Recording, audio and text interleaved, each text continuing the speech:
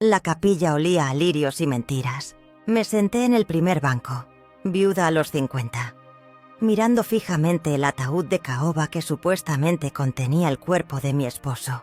El ataúd estaba cerrado. Tenía que estarlo, dijeron. La explosión que le arrebató la vida a David había sido demasiado devastadora. No quedaba suficiente para ver, explicó el director de la funeraria con una compasión fingida, rozándome brevemente el hombro con la mano. A mi alrededor, los dolientes susurraban sus condolencias como si fueran oraciones. Los compañeros de David de la consultora, nuestros vecinos, mi hermana apretándome la mano. Todos creían que me ahogaba en la pena, y tal vez así era, pero no la pena que ellos imaginaban. Mi teléfono vibró dentro de mi bolso de mano negro. No debía haber mirado.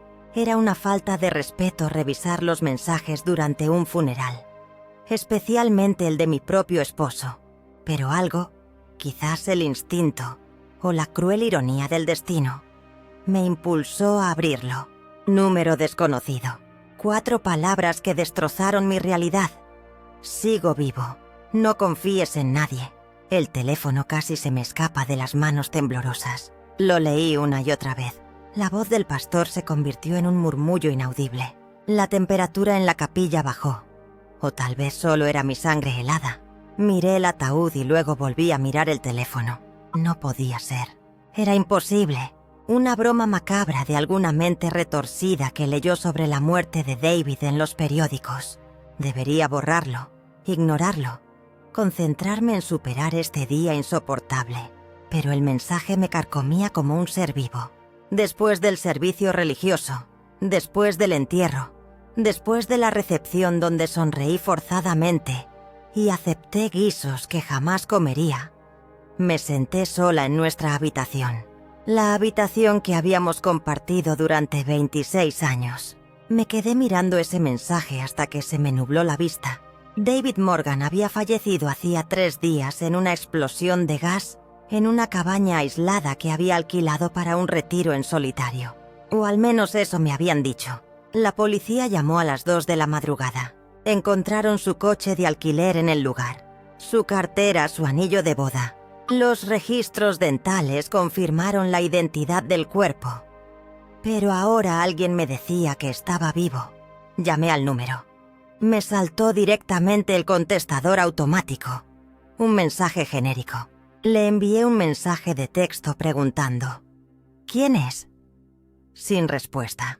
Esa noche no dormí. Vagaba por la casa como un fantasma, viéndolo todo con ojos nuevos. 26 años de matrimonio. 2 hijos, ya adultos, viviendo sus propias vidas en ciudades distintas. Una cómoda vida suburbana que creía cimentada sobre bases sólidas. Pero los matrimonios, según estaba aprendiendo, pueden construirse sobre arenas movedizas. A la mañana siguiente llegó otro mensaje. Revisa su oficina. La carpeta azul. Ven solo. Me temblaban las manos mientras conducía hacia la oficina de David en el centro. Su asistente Jennifer me recibió con los ojos enrojecidos. Señora Morgan, lo siento mucho. Si necesita algo, solo necesito unos minutos en su oficina, dije, para recoger algunos objetos personales. Ella asintió con simpatía y me dejó solo. La oficina de David estaba exactamente como la había dejado. Su taza de café con la inscripción descolorida de «El mejor papá del mundo». Fotos enmarcadas de nuestras vacaciones familiares. Todo parecía normal, se sentía normal, excepto que ya nada era normal. Encontré la carpeta azul en el cajón inferior de su archivador, escondida bajo documentos fiscales de hace 5 años. Dentro había papeles que al principio no entendí, extractos bancarios de cuentas que nunca había visto, escrituras de propiedades de direcciones que no reconocía y un pasaporte. La cara de David me miraba fijamente desde la foto del pasaporte, pero el nombre era diferente. Robert Davidson. Me fallaron las piernas. Me dejé caer en su silla de cuero, con el contenido de la carpeta esparcido por el escritorio, como piezas de un rompecabezas que no quería resolver. ¿Quién era mi marido? ¿Lo había conocido alguna vez de verdad? Mi teléfono vibró. Ahora lo entiendes. Nos vemos esta noche en Riverside Park, en el banco junto al viejo roble. A las 9 de la noche. No se lo digas a nadie. Debí haber ido a la policía. Eso es lo que haría una persona sensata. Pero algo me detuvo. Tal vez el mensaje de no confiar en nadie. Tal vez la creciente sensación de que toda mi vida podría ser una ficción cuidadosamente construida. Esa tarde le dije a mi hermana que necesitaba estar sola. Conduje hasta Riverside Park mientras el sol se ponía, tiñendo el cielo de tonos naranjas y morados que a David siempre le habían encantado. Le encantaban. Quizá aún le encantarían si de alguna manera estuviera vivo. El parque estaba casi vacío. Algunos corredores terminaban sus carreras vespertinas. Una pareja paseaba a su perro. Encontré el banco junto al viejo roble y me senté, con el corazón latiéndome con fuerza en las costillas. Las 9 llegaron y se fueron. Las 9:15. Las 9:30. Estaba a punto de irme cuando una figura emergió de las sombras. No era David. Una mujer quizá de unos 40 años, con el pelo oscuro y ojos penetrantes que recorrieron el parque, con la mirada antes de posarse en mí. «Señora Morgan», dijo sentándose a mi lado. «Me llamo Sarah Chen. Trabajé con su marido». «¿En la empresa de consultoría?» «No». Sacó una placa. «CIA». Mi mundo se tambaleó de nuevo. David trabajó para nosotros. Fue agente de inteligencia durante los últimos 15 años. Me reí. Me salió con brusquedad y entrecortada. Es una locura. David era consultor de negocios. Viajaba para reunirse con clientes. Trabajaba en historias inventadas, dijo Sarah con voz suave pero firme. Todo. Lamento que te hayas enterado así, pero estamos en una situación peligrosa. La muerte de David fue fingida, pero no por nosotros. Alguien más se adelantó. El mensaje, susurré. ¿De verdad era de él? Sí, está escondido. Hay un topo en nuestra organización, y David estuvo a punto de identificarlo. Intentaron eliminarlo, pero logró escapar. El cuerpo que encontraron, hizo una pausa, no era el de tu marido. El roble que teníamos encima susurraba con la brisa. Un perro ladraba a lo lejos. Sonidos cotidianos en un mundo que había dejado de serlo. ¿Por qué no me lo dijo? Mi voz se quebró al pronunciar la pregunta que me había estado haciendo todo el día. 26 años, Sarah. Criamos hijos juntos. Construimos una vida. ¿Y todo fue una mentira? No todo, dijo Sarah inclinándose hacia adelante con la mirada intensa. Su amor por ti era real. Vuestro matrimonio era real. La agencia lo permitió porque los agentes encubiertos necesitan vidas auténticas para mantener su tapadera. Pero no podía decírtelo. Para protegerte. Para mantenerte a salvo. A salvo. Casi me reí de nuevo. ¿Qué tan segura estaba ahora? Sentada en un banco del parque, descubriendo que mi difunto esposo en realidad estaba vivo y huyendo de un topo de la CIA. ¿Qué quiere de mí? Sarah me entregó un pequeño sobre. Necesita tu ayuda. Hay algo en tu casa. Algo que el topo está buscando. David lo escondió donde solo tú pensarías buscar. Dijo que tú entenderías la pista. Dentro del sobre había una nota escrita por David. Recuerda nuestro primer aniversario. Aquello que te dijiste que atesorarías para siempre, aunque fuera poco práctico. Las lágrimas me nublaron la vista. Nuestro primer aniversario. Éramos tan jóvenes, tan pobres, tan enamorados. David me había regalado un libro. Una primera edición de mi novela favorita, Jane Eyre. Lloré y le dije que era demasiado caro, que necesitábamos el dinero para el alquiler. Él insistió, diciendo que algunas cosas valen cualquier precio. Sé a qué se refiere. Dije. De vuelta en casa, saqué el viejo libro de la estantería de nuestro dormitorio. Me temblaban las manos al abrirlo, y una memoria USB cayó pegada con cinta adhesiva en la contraportada. Durante todos estos años había guardado ese libro con mucho cariño. atesorándolo no por su valor monetario, sino por lo que representaba: la devoción de un joven esposo por hacer feliz a su nueva esposa. Sara me había seguido hasta casa. Cogió la memoria USB y la conectó a su portátil en la mesa de la cocina. Aparecieron archivos en la pantalla: registros financieros, comunicaciones, fotos de vigilancia, pruebas de que alguien vendía información clasificada a potencias extranjeras. «Esto es todo lo que necesitamos», susurró Sara. «David debe haber estado recopilando esto durante meses». «¿Qué sucede ahora?», pregunté. «Ahora usaremos esto para desenmascarar al topo. Y... dudo. David quiere verte, cuando sea seguro». La operación fue rápida. En 48 horas, el equipo de Sara había arrestado al topo, un alto cargo de la agencia, cuyo nombre no me sonaba, ni quería que me sonara. Las noticias lo presentaron como un caso rutinario de corrupción, sin mencionar filtraciones de inteligencia ni muertes fingidas. Y entonces, un martes por la mañana, exactamente 2 semanas después de haber enterrado un ataúd vacío, un coche se detuvo frente a mi casa. Se veía diferente, más delgado. Una barba le cubría el rostro, pero sus ojos, esos eran los ojos de David, los ojos en los que había mirado durante 26 años, los que habían visto nacer a nuestros hijos, los que se arrugaban en las comisuras cuando se reía de mis chistes malos. Nos quedamos de pie en el umbral de mi puerta, mirándonos fijamente a través de un abismo imposible. «Margaret», dijo, y su voz me rompió el corazón una vez más. «No», levanté la mano. «No digas mi nombre así, como si tuvieras derecho a decirlo. Sé que estás enfadado». «¿Enojado?». Me reí, y la risa me salió tan cortante que casi me hiere. «Enojado se queda corto, David. ¿O es Robert? ¿Quién eres en realidad?». «Soy tu esposo. Eso siempre fue real». «¿De verdad?». «Porque mi marido me lo contó todo. Mi marido no ocultaba identidades ni fingía su propia muerte y...». Mi voz se quebró.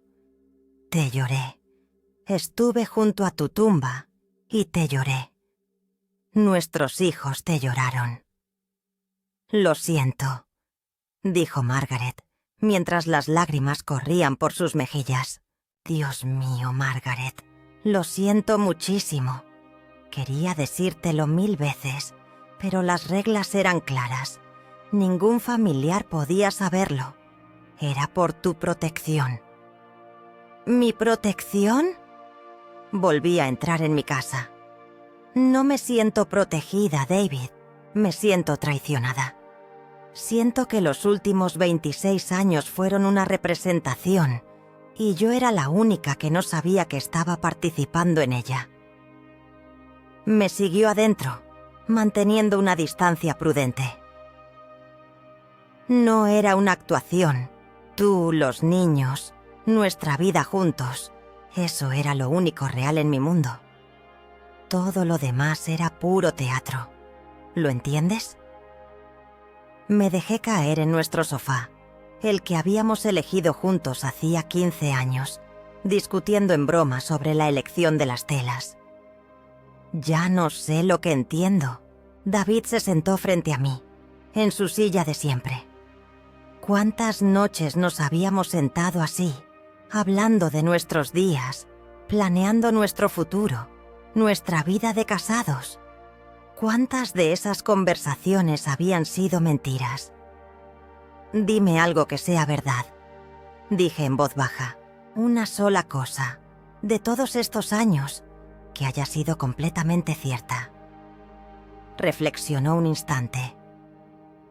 «Aquel viaje a Maine, por nuestro 20º aniversario. ¿Te acuerdas? El hotel con desayuno junto al mar. Nos quedamos despiertos toda la noche, hablando de nuestros sueños, de lo que queríamos para los próximos 20 años. Lo recordé. Nos habíamos tomado de la mano y habíamos visto el amanecer. Y David me había dicho que quería envejecer conmigo, ser una de esas parejas que todavía se toman de la mano a los 80 años. Lo decía en serio. Continuó. Esa noche no era un agente, ni un espía, ni nada de lo que quieras llamarme. Solo era un hombre enamorado de su esposa, agradecido por la vida que habíamos construido juntos. Eso fue real, Margaret. Siempre lo ha sido. La ira que sentía en el pecho se atenuó un poco. Solo un poco. ¿Qué pasa ahora? ¿Creen que estás muerto? Tuvimos un funeral. ¿Cómo explicamos? No podemos, dijo con voz grave. Tengo que seguir muerto. La gente a la que investigaba tiene contactos por todas partes. Si se enteran de que sobreviví, vendrán a por mí, a por ti, a por nuestros hijos. Así que esto es un adiós. No era una pregunta. Por ahora. Sara dice que tal vez en 1 año o 2, cuando las cosas se calmen, podamos llegar a un acuerdo. Protección de testigos, nuevas identidades para ambos si quieres. ¿Si quiero? Me levanté y empecé a caminar de un lado a otro en la sala. Me estás pidiendo que renuncie a toda mi vida, a mi hogar, a mis amigos, a mi hermana, a nuestros hijos. Dios mío, David, ¿cómo les explicaríamos esto? Lo sé. Sé lo que te pido. No es justo. Nada de esto es justo. Él también se puso de pie, dando un paso vacilante hacia mí. Pero te lo pido de todos modos, porque a pesar de todo, a pesar de las mentiras, los secretos y el desastre que he provocado, te amo. Te he amado desde que tenía 24 años y me derramaste café en la camisa en aquella librería. Eso nunca ha sido fingido. Cerré los ojos, recordando aquel día. Jóvenes, llenos de esperanza, creyendo que lo sabíamos todo. Qué sencillo parecía todo entonces. No sé si puedo hacerlo, susurré. No te pido una respuesta ahora. Tómate tu tiempo. Sara se mantendrá en contacto. Ella puede organizar comunicaciones seguras. Solo... Sacó un teléfono nuevo, idéntico al mío. Tiene un solo contacto programado. Una línea segura. Si alguna vez quieres hablar, si alguna vez quieres intentarlo. La colocó sobre la mesa de centro entre nosotros. Un puente sobre una distancia imposible. Necesito que te vayas ahora, dije. Asintió. En la puerta se volvió. Lo que dije aquella noche en Maine lo decía en serio. Sobre envejecer juntos. Todavía quiero eso, si me lo permites. Aunque tenga que ser en otro lugar, siendo otra persona. Luego se marchó. Me encontraba sola en mi sala de estar, en la casa que había convertido en mi hogar, rodeada de vestigios de una vida que creía conocer. El nuevo teléfono estaba sobre la mesa, silencioso y a la espera.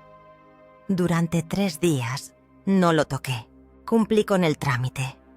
Acepté más condolencias. Organicé la herencia de David. Acompañé a mis hijos en su duelo por su padre. Cada interacción se sentía como caminar entre la niebla, desconectada de la realidad. Al 4º día mi hija me llamó desde Seattle. «Mamá, he estado pensando.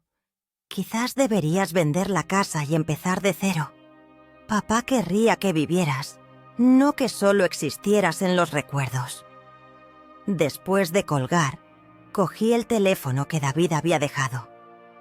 Un solo contacto. Casa. Me quedé mirándolo fijamente durante 1 hora. Luego escribí. «Háblame de Robert Davidson.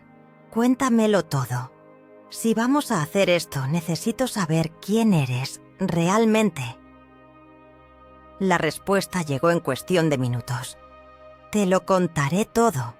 Cada verdad, cada mentira, cada misión. Puede que tarde años en contarlo todo. Tenemos tiempo. Miré a mi alrededor en la sala por última vez. A mis 50 años creía que mi vida era estable, predecible, segura. Estaba completamente equivocada, pero tal vez equivocarse no fue el final. Tal vez fue un comienzo. Le respondí, ¿cuándo y dónde? La vida aprendí. No se trata de la historia perfecta que crees estar escribiendo. Se trata de lo que haces cuando alguien arranca la mitad de las páginas y te preguntas si aún quieres ver cómo termina. Hice, incluso después de todo, especialmente después de todo, lo que hice. 6 meses después, Margaret Morgan Davidson estaba en un pequeño café de Praga, observando a un hombre barbudo que leía el periódico junto a la ventana. Él levantó la vista, la miró a los ojos y sonrió. Ella le devolvió la sonrisa. Tenían mucho de qué hablar. Tenían toda la vida por delante para resolverlo. Y esta vez, ella entraba con los ojos bien abiertos. Rever Claude puede cometer errores. Por favor, revise bien sus respuestas.